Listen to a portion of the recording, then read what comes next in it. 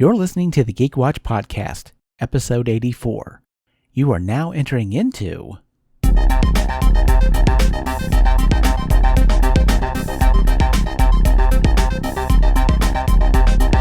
This is the Geek Watch Podcast with Brian Hatcher and Mandy Petrie.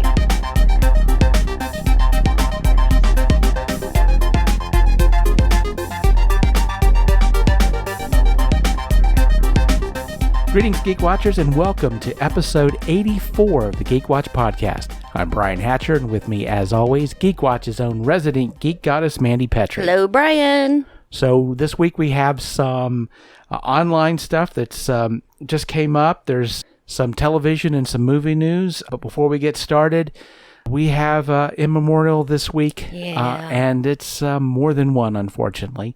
First of all, Actor Aron Eisenberg passed away this week. He was 50 years old. He's had kidney problems in the past, and he just had a second kidney transplant. And so there really wasn't any kind of a announcement as far as how he died, but that probably had something to do with it. If you're not familiar with Aron Eisenberg, he's mostly known for Deep Space Nine. He played Nog, who was the nephew of Quark. That character was like the first Ferengi to join Starfleet and all that. So he's always under makeup, so you may not recognize him if that's the only thing you know him from. Right. And so he passed away this week. Who also passed away, celebrated animation producer J Michael Mendel passed away at 54. He is mostly known for his work on The Simpsons. He was one of the producers for The Simpsons, and he was working on the Tracy Ullman Show when they brought The Simpsons on. Mm-hmm. And, of course, recently he was working with Rick and Morty, and so he passed away. And this especially hit me, and of course, we talked about this on Brian Ruins the Movie, but Sid Haig passed away at the age of 80. He was having health issues for a while, and of course I've had the opportunity to meet Sid a few times at conventions, and he was always an awesome person to talk to. And it's amazing that this is something, of course, in horror. When you meet horror actors and writers, that they play these horrible characters, they create these horrible characters, but then you meet them and they're like the nicest people ever. The sweetest, nicest people. Yeah, and Sid was definitely that. Mm-hmm. He loved interacting with the fans. He was just a wonderful guy, and of course he will certainly be missed. So, well, let's talk about a few things that popped up online this week. Of course, there was an Infinity Saga sort of trailer, I guess you could call it a trailer, from San Diego Comic-Con. It was sort of a best of course the years and years of the Marvel movies, and it was just sort of like a wrap up of everything. And it played at Comic-Con, and it just came out online this week. And so if you've not had a chance to see it, like I said, it's gosh, how long is that? Well, it's not. I mean, it's about the length of a regular trailer, but really? Like I said, wow. it's basically covers the majority of the movies, and it's just like I said, it just gives you a broad overview of everything that happened from Iron Man all the way to Endgame, and you get to see scenes from just about everything, and it was it was enjoyable to watch, and like I said, it's out there now. If you've not had a chance to see it, you can definitely go out and check it out. And of course, I'm a huge fan of Spider-Man Into the Spider-Verse. Right. And this week they put out a Peter Porker, The Amazing Spider-Ham, and I'm going to show my age. This is actually before my time, but there was a time before the movies they'd show a little animated feature before the movie. Oh, yes. I remember that from Honey, I Shrunk the Kids. Right. And Who Framed Roger Rabbit. They both had Roger Rabbit shorts in front of them. Right. Well, there is a Spider-Ham Caught in a Ham short online feature. Oh. And it's put together very much like the old Warner Brothers features that would, appear. There's definitely a lot of nods to Bugs Bunny and that sort of thing. It's hilarious, and it gives you an idea of what Spider-Ham was doing right before the point where he got sucked through the portal and brought into Miles Morales' world. but it's hilarious. It's a lot of fun, and if you haven't had a chance to check that out also. You see that in front of a lot of Pixar movies. Yeah. A lot of Pixar movies. I mean, some of their best stories are in those little teeny shorts. The very first one was The Lamp, that of course became their icon, and all kinds of, cute little things. Yeah. One-man band, all kinds. Yep. Oh, yeah. And something else that came out as well is there's a new website that's out now.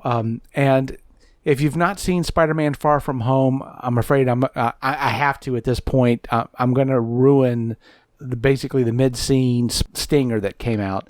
And I have to talk about this. But one of the things in that stinger was you got to see Jonah Jameson, played by J.K. Simmons, who, of course, played him in the first one. Mm-hmm. So he pops up.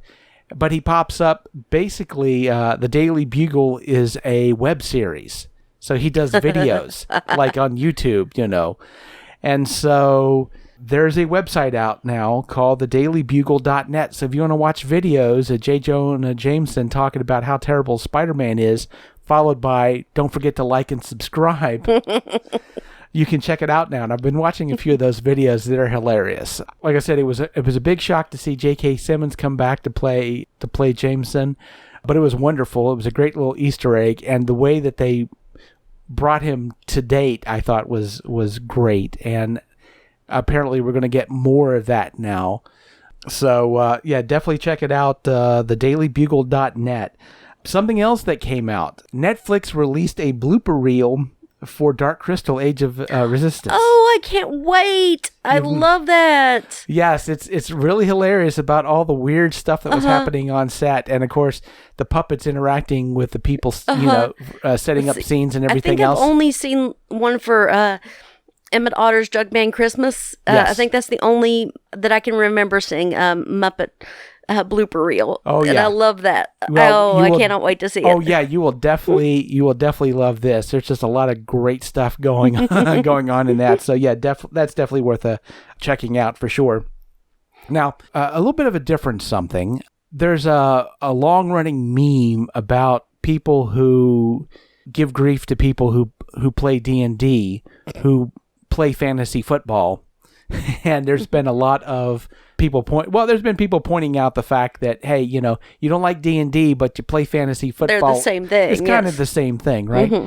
But for the Geek Watchers out there who are of two worlds, who enjoy their D&D, they enjoy their role-playing games, but they also are kind of into fantasy football, and you're wondering, how do I make that choice? How do I decide what side of the fence? Well, ladies and gentlemen, you don't have to make that choice anymore. You can have the best of both worlds. Because directors Joe and Anthony Russo and ESPN's Matthew Berry decided they wanted to run their own fantasy football league. Now, the fantasy football league is basically open for people who have been in Marvel movies, who've played Marvel superheroes. And they're playing for charity. So whoever wins the fantasy football league, they get the money goes to the charity that they choose. And so you've got Chris Hemsworth, who has a team. You've got Chris Pratt, who's got a team. Tom Holland he's currently playing, and he's currently dead last. I was about to say, did they have to explain to him that it's not soccer?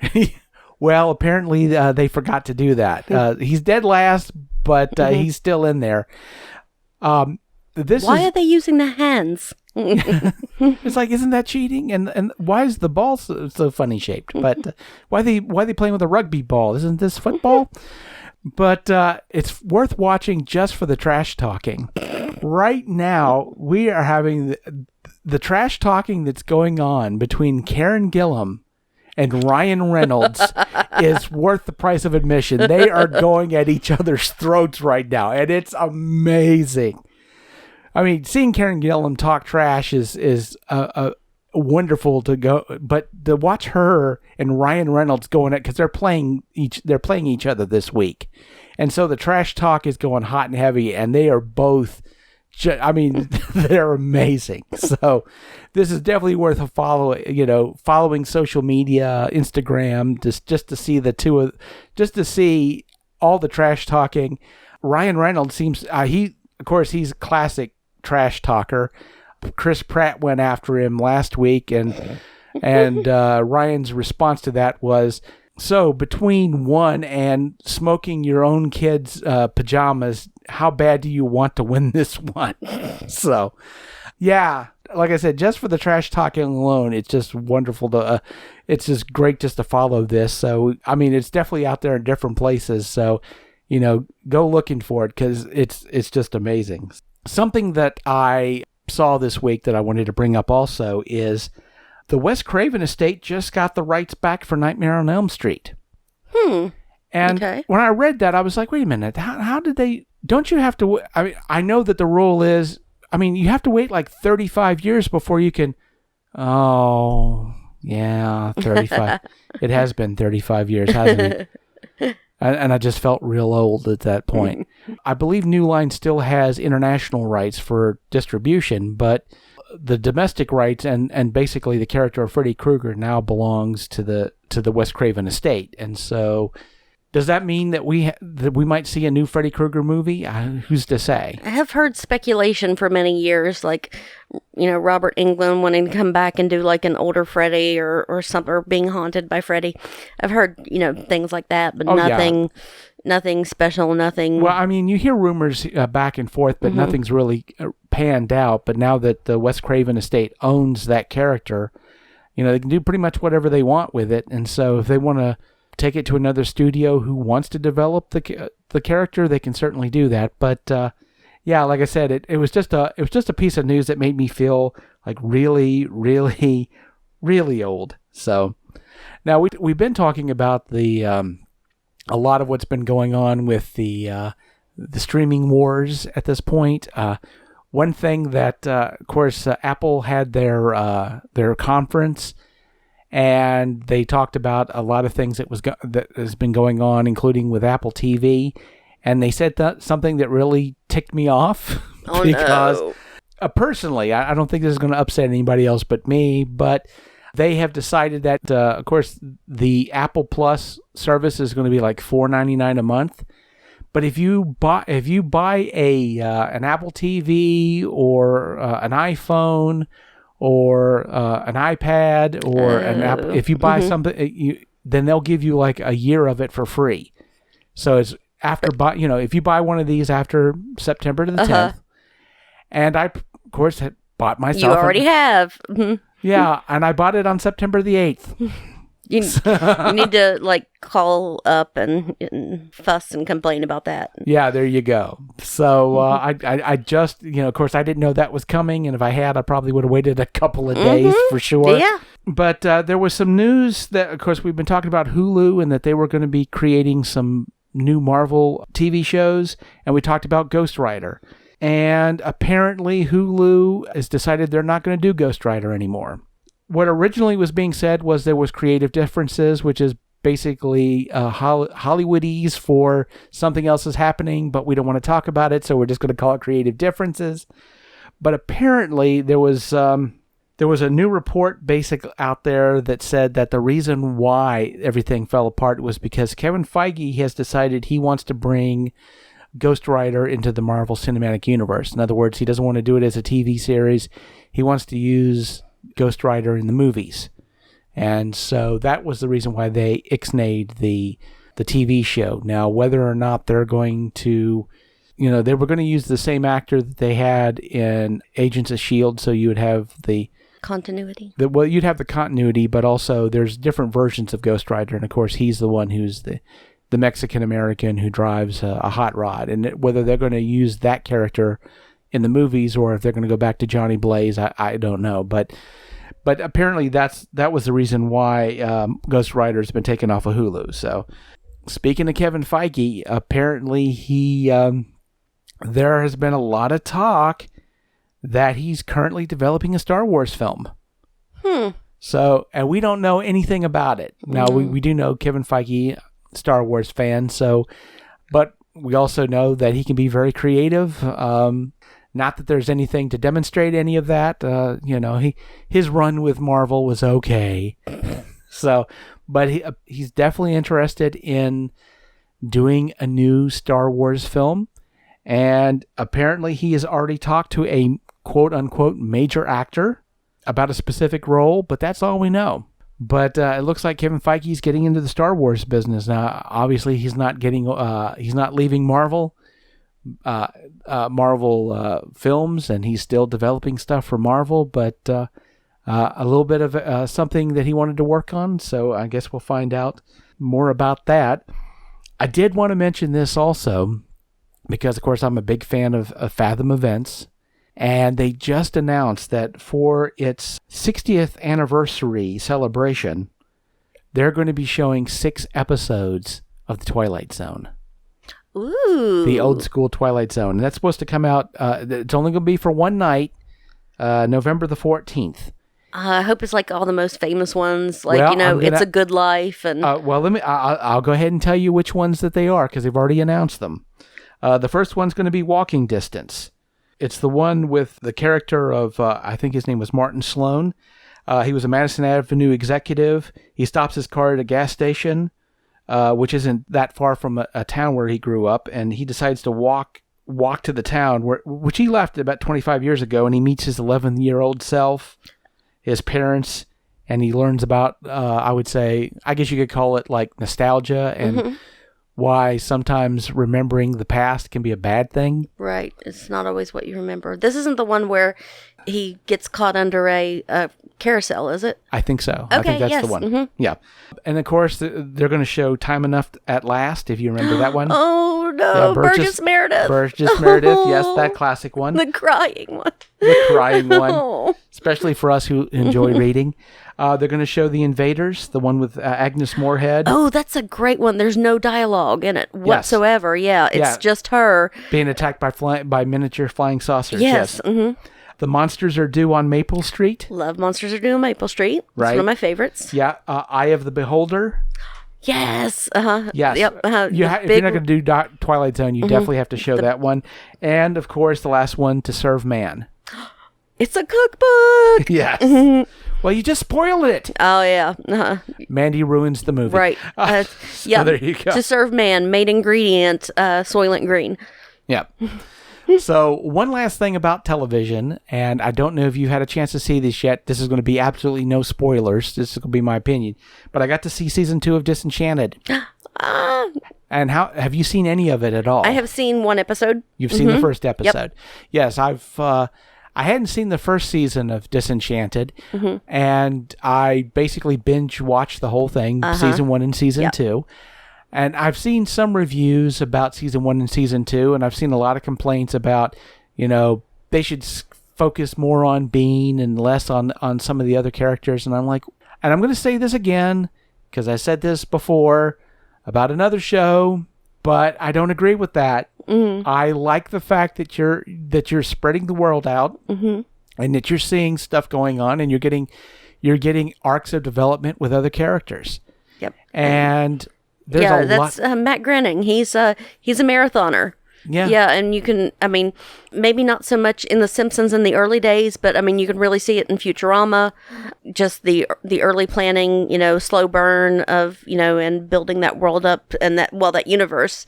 Oh, yeah. Absolutely. Well, they definitely expand the world out, and there's one episode, like I said, I would say there's one episode when you see it, you'll know why it's my favorite, because it deals with a lot of passions that I have and things that I enjoy, and I think it will especially, Mandy, I think it will definitely resonate with you for a lot of things. One, because some passions that you have, and two, because there's a moment where you go, oh yeah, they are sort of in a medieval world, aren't they?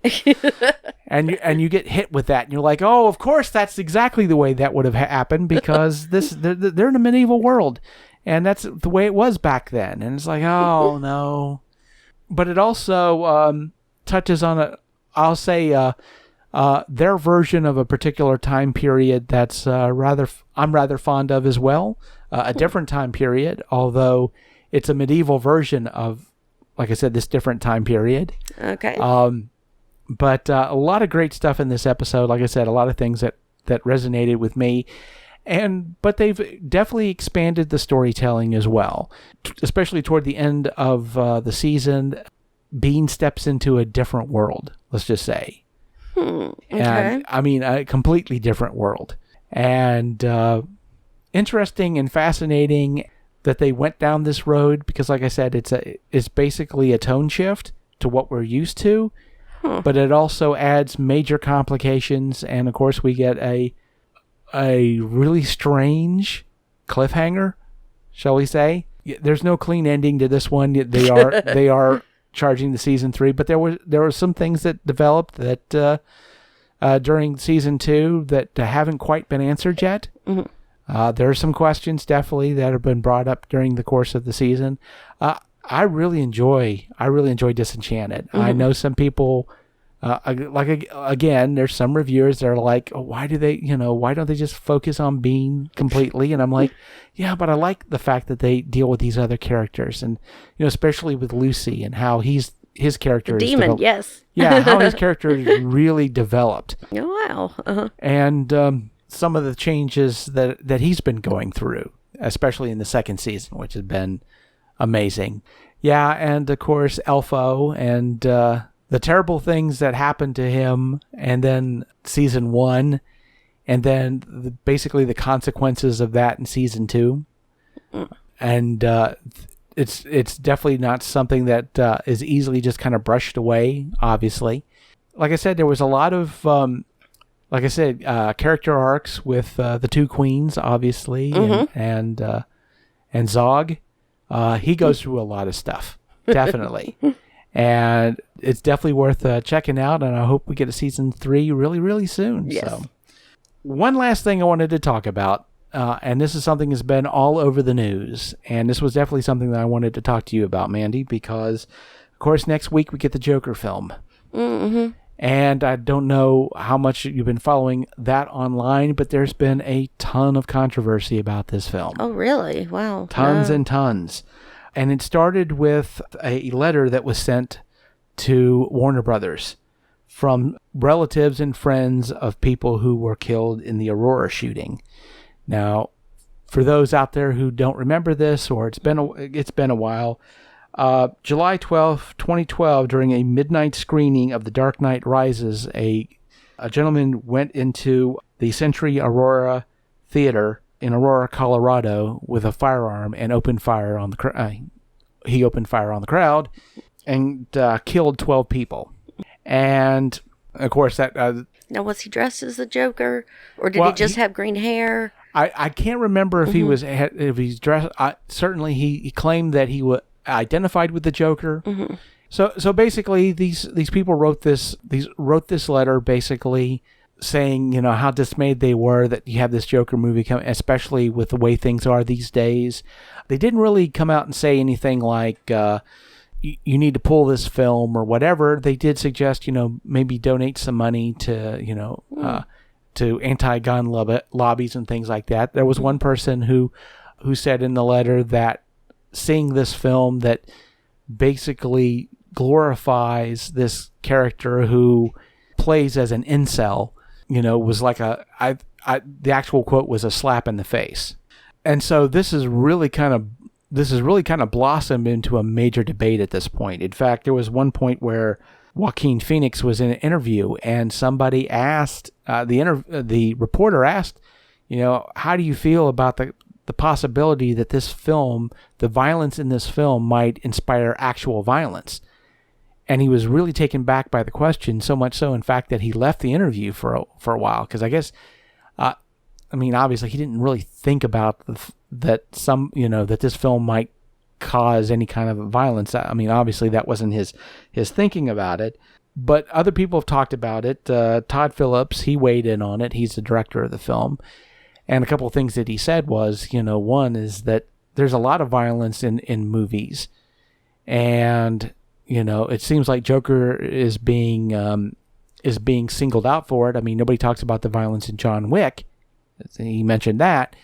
But he's weighed in on a lot of this, and he doesn't really feel like that people don't understand the difference between reality and a movie.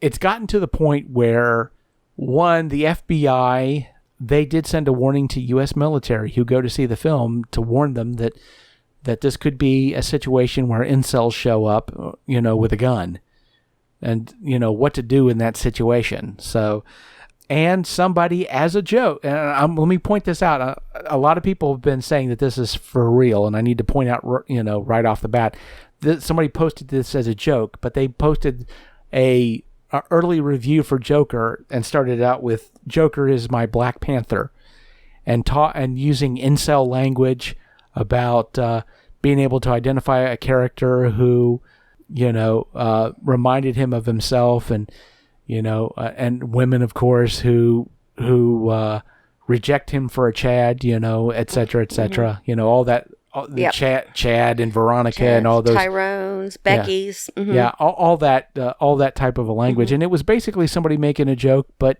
the joke backfired because some people thought it was for real, and they were posting, "Yeah, you're right about that." And it's like, that's a problem. And of course, anytime I hear about incels, it's upsetting to me because, of course, incels are looked at as part of geek culture. That they think, these are people that play video games and can't get a girl, et cetera, et cetera.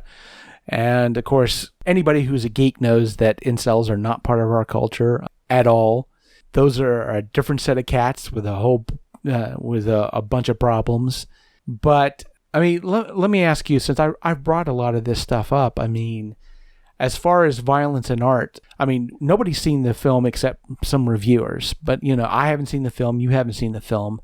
Do you think that there's a possibility for violence being spawned by this movie? And Not that wouldn't have happened without the movie. Someone may get ideas from it, but, it's the same thing as video games cause violence. And,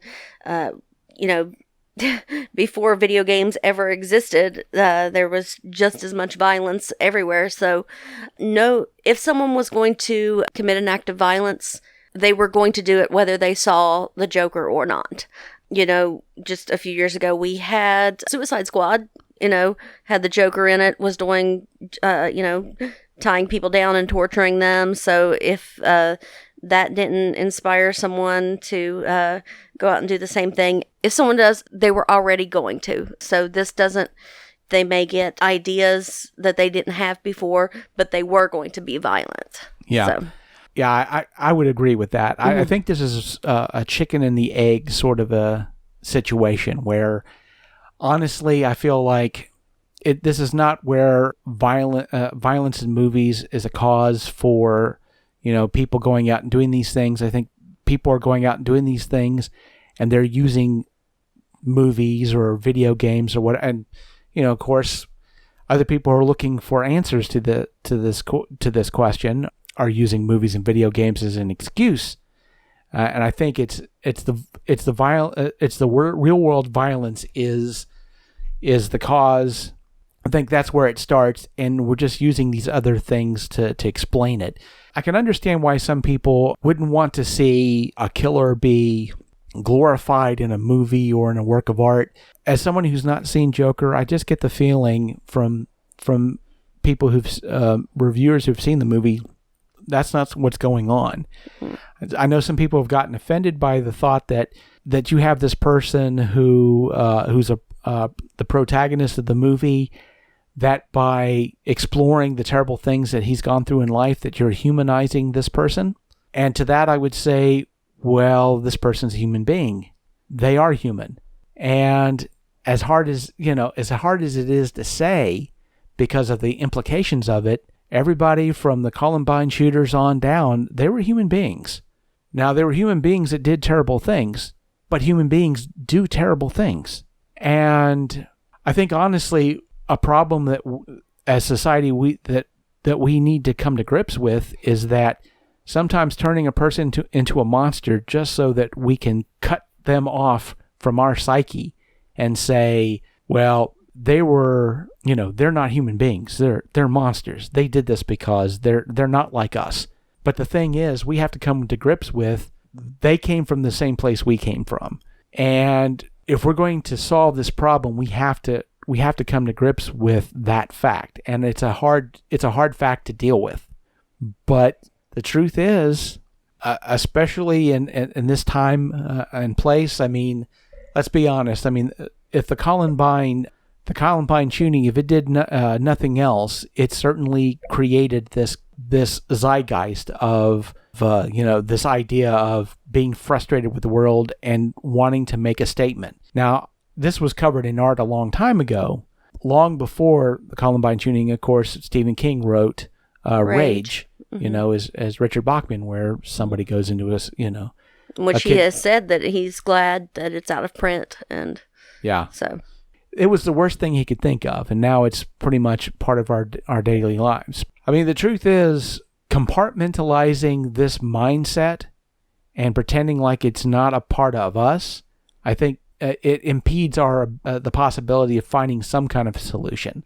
We've just gotten into this habit of compartmentalizing everything, whether it's political thought or anything else, of thinking of this tribalism, of thinking us versus them. It's not helping. It's not helping. And I think understanding that just because you're featuring a troubled person in a movie, you're not glorifying them, especially if you're being honest with what's gone on. Because the thing about it is, a bad childhood or a bad situation, or the fact you can't seem to manage to get laid, does not justify actions such as that. And just showing that does not glorify it, at least to my mind. Mm-hmm. I saw an article that I found fascinating about this, was that is that one of the reasons why this movie is catching a lot of grief is because it's a superhero movie that doesn't have a hero in it. I mean, Batman doesn't show up in it. So if this were a superhero movie, maybe it might get a little more of a pass. But because you may not have a sympathetic character at all, everybody's flawed, it's too real. If they would have made it more superhero-y, maybe it wouldn't have caught as much grief. And I think there's some truth to that. But at the same time, as a writer and an artist, like I said, I'm kind of two minds. One, I think that an artist should be able to explore different subjects. I think art is at its, when it's talking about the things that are going on today, and it talks about real life problems that we're dealing with, because the way the human mind works, and has since the beginning of time,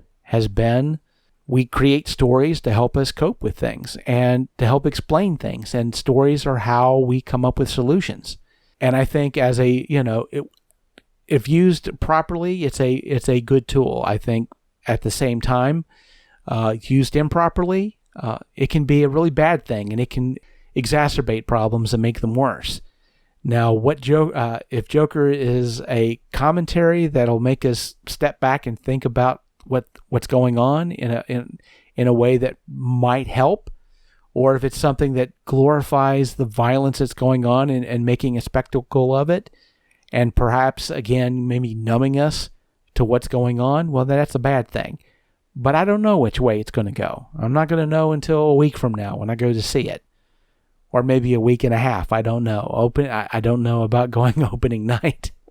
I don't. Because, honestly, that is a thought in my mind, that some person is going to get in their head that that life sucks and they want to be famous before they die. So, I don't know.